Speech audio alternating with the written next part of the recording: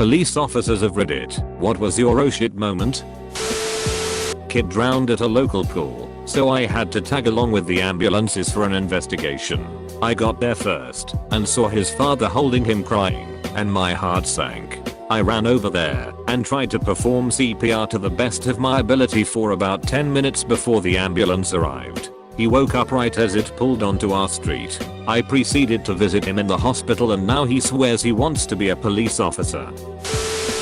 Ex-cop from NSW Australian here. A guy once died in a motorcycle accident. We went to deliver the death message to his girlfriend. After reading the collision report, the truck driver said he just pulled straight in front of him like a deliberate suicide. She was not answering, so we forced entry. The shelves of the fridge were on the kitchen floor. Opening the fridge, we discovered multiple pillowcases with her cut up body inside. That was certainly an OS***T moment. Got a call for a emotionally disturbed person. Arrive on scene and a 350-pound man built like an NFL lineman is passed out on the floor face down. His wife says he suffers from PTSD from the first Iraq war and that he was an army ranger. He had been drinking heavily. His son is on scene and about 16 years old. The man begins to wake up and proceeds to smash his forehead into the ground repeatedly. We call for an ambulance. A small pool of blood begins to form on the floor. The wife grabs a rag and goes to wipe it up when this guy's head jerks up real quick, his face contorted in rage. He grabs the wife by the neck and throws her clear across the room onto the couch. We immediately jump on him, but he is preternaturally strong. There are 4 of us, and we are each fighting one limb. The kid jumps in and helps us get 2 sets of cuffs on him because one set was not wide enough to connect his wrists behind his back. I ride in the ambulance to the hospital with him, while he glares at me angrily, reciting his military registration number and telling me I won't get any information out of him and that I'm a towelhead. I don't remotely look like I'm from the region. The entire ride I hope that he doesn't break out of the cuffs. If I'm being honest, I'm not sure we would have gained control of him if the kid hadn't helped. Not me, but my grandpa was on the California Highway Patrol for 20 years. He always told the story of how he pulled over this guy for a busted taillight. My grandpa asks him for his license and registration, and the guy says, "How'd you catch me so fast?" Grandpa said the hair on the back of his neck never again stood up half so fast. Turned out the guy had robbed a bank not 5 minutes before. Responded to a domestic, and when I showed up I heard a lot of yelling and banging. A friend of the family was standing outside screaming for help. I saw my backup down the block, so I decided to run in on my own, figuring head right behind me. I saw 2 older siblings, brother and sister, practically choking each other out, while a younger sister tried to jump over the older sister and stab the brother with a knife. I didn't see the knife until I was right next to them, and when I did see it, my first reaction was to grab the younger sister by the wrist, slam her arm into the wall to knock the knife out, and throw her to the ground. I then held her with my left hand as I elbowed the big sister in the face to separate her from the brother. The brother then came at me, and I ended up punching him in the sternum, which sent him to the ground. He landed next to the knife and looked at it as though he was gonna grab it. I drew down on him and told him not to move. All 4 of us then looked each other in silence for what felt like a minute before that officer who was down the block ran in. First words out of his mouth were, "I ran into the wrong apartment." It was a solid OS***T moment up until then though. My older brother is a cop.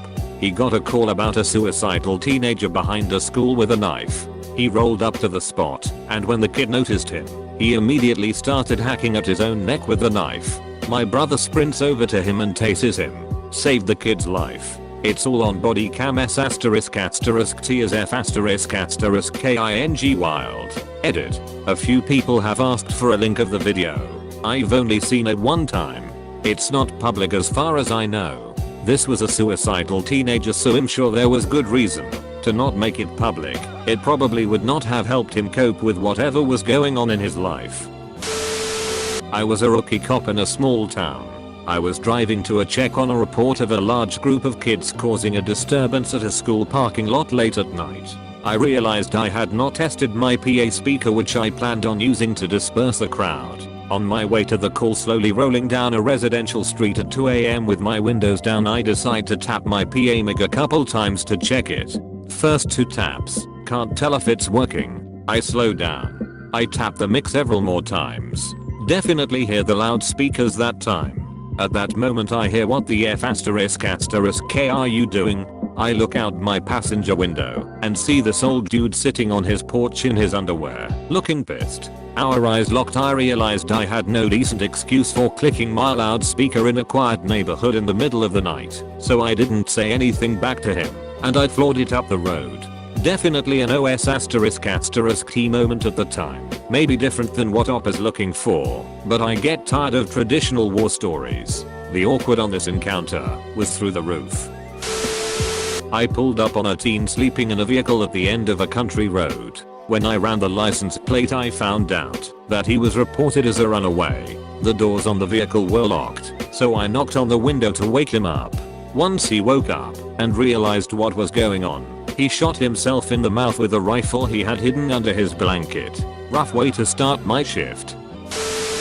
We happened to be right on top of the scene when a carjacking with a gun call went out. I saw the car fishtailing in the snow half a block away. We started to chase, and the driver bailed immediately in the driveway of an apartment. I chased him up a hill, while my partner ran around the building to cut him off. Just as I crested the hill, a shot rang out. He fired blindly behind him, the old "to whom it may concern" shot. We chased him through a church parking lot where the bingo game was just letting out, so no return fire. Caught him in a backyard behind the church. The department gave us nice plaques and cake.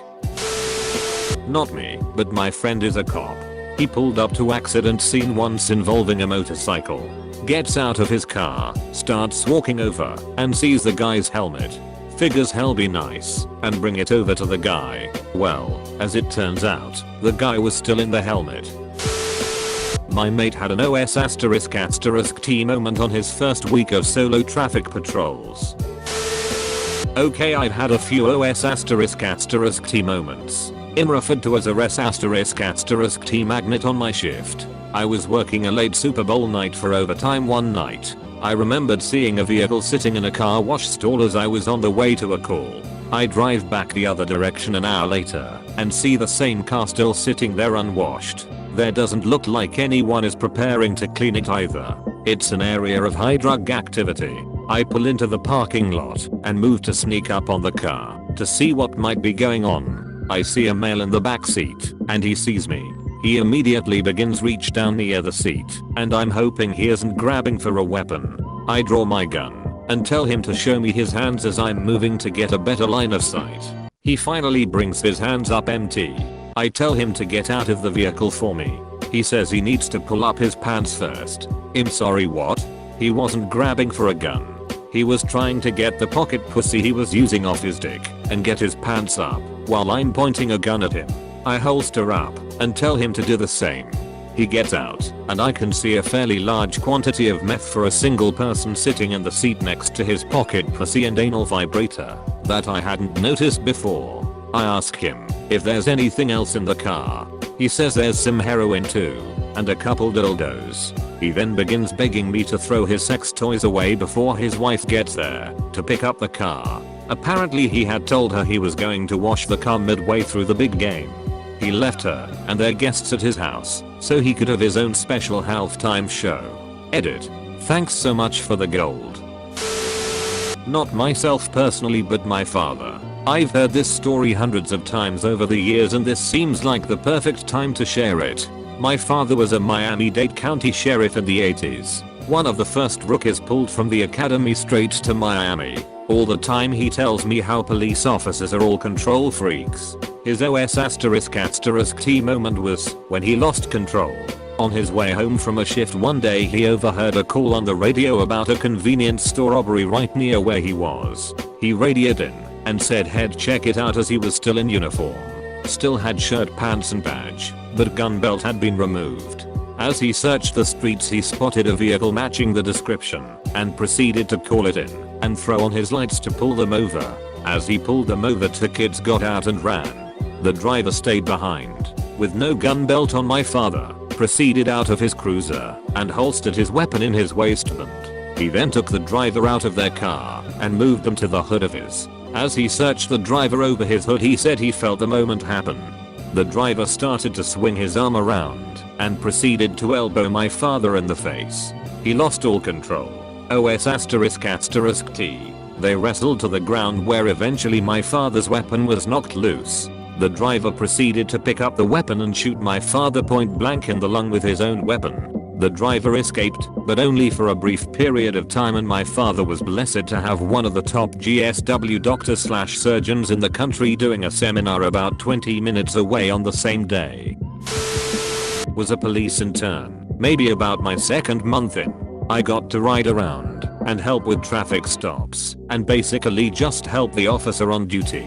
Fairly small town. Nothing ever really happened there, mostly just drunks and domestic calls. One afternoon I was with a cop new to the force, fresh from working in the prison. Great guy. Anyhow, we are running a speed check on the outskirts of town and find a guy on a motorcycle speeding with no helmet, illegal at the time. Hit the lights, pulls over with no incident. We get out. Guy doesn't even turn around, barely answers the questions through his teeth.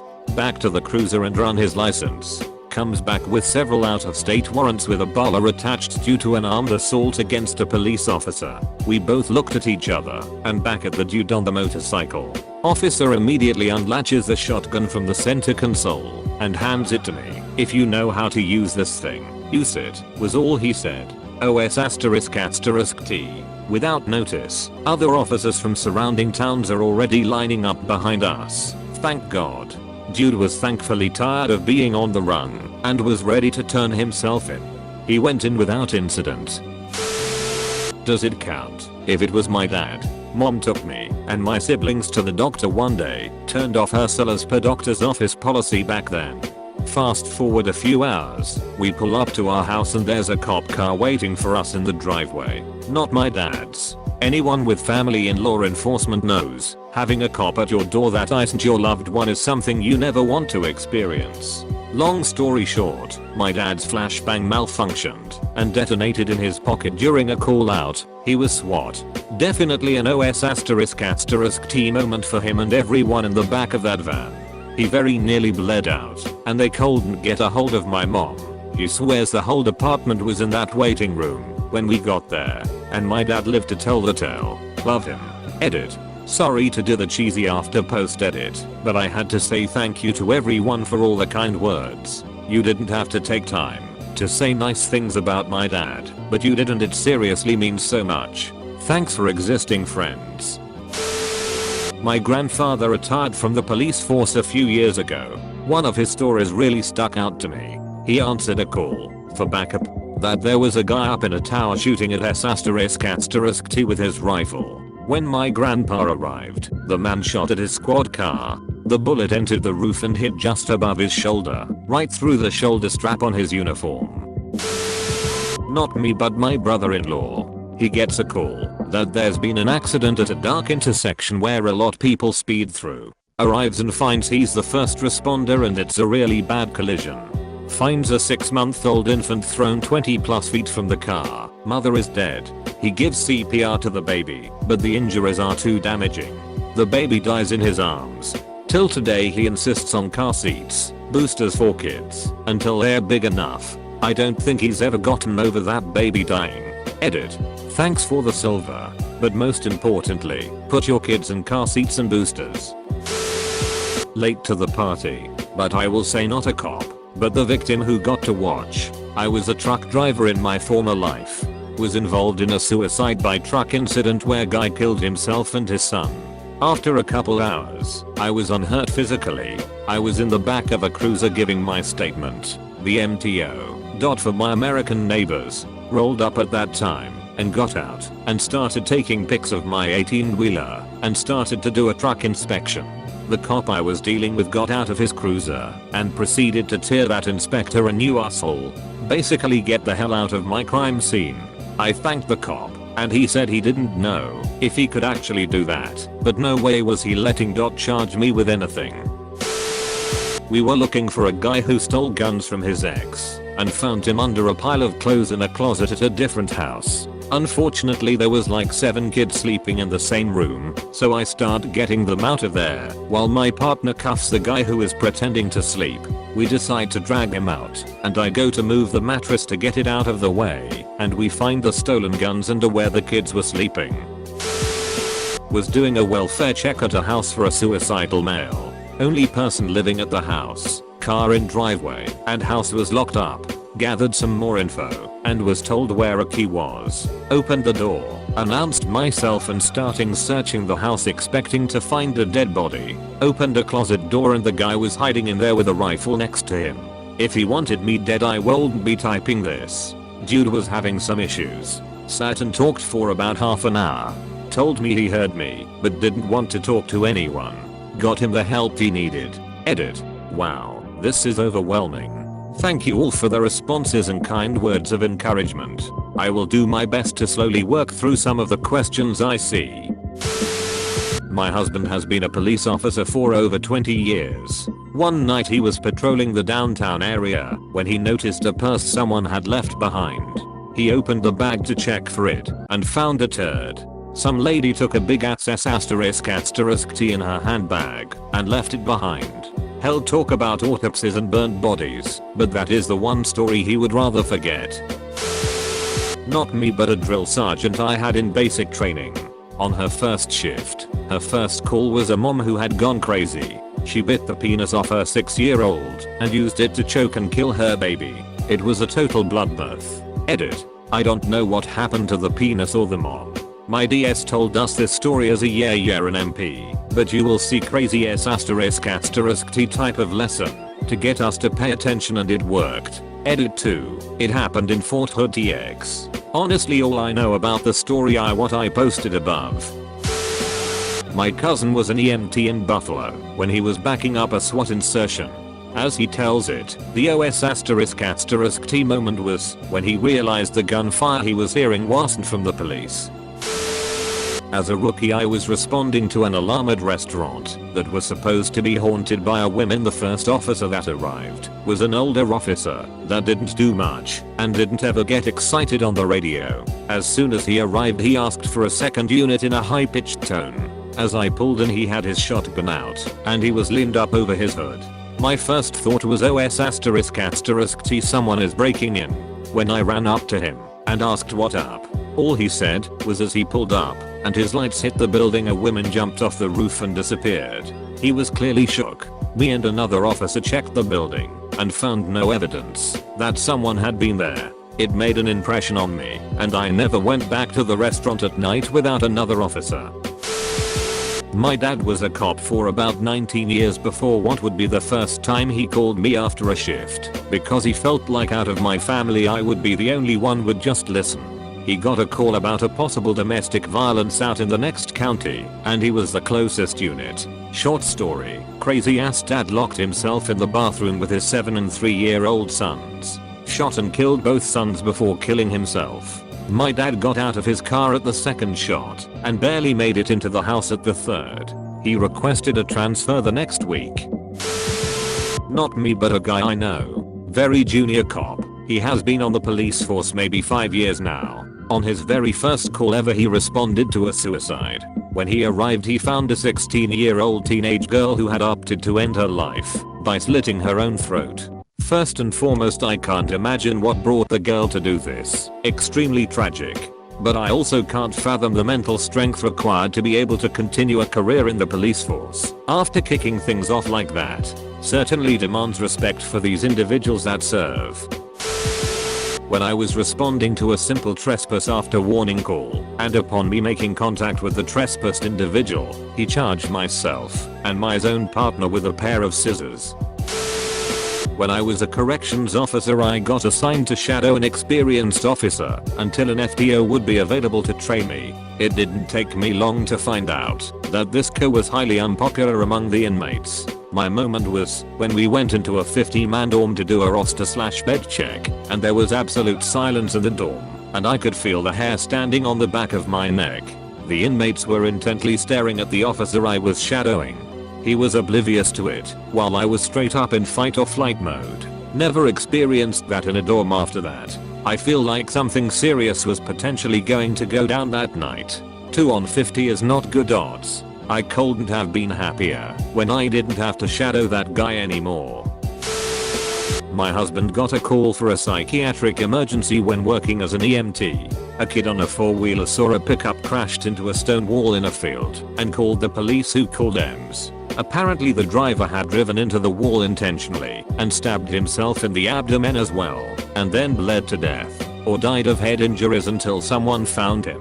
As my sir was leaning in to turn off the engine, the truck ran out of gas. That was the weirdest one he's told me. Actually, another one which is a bit creepy too.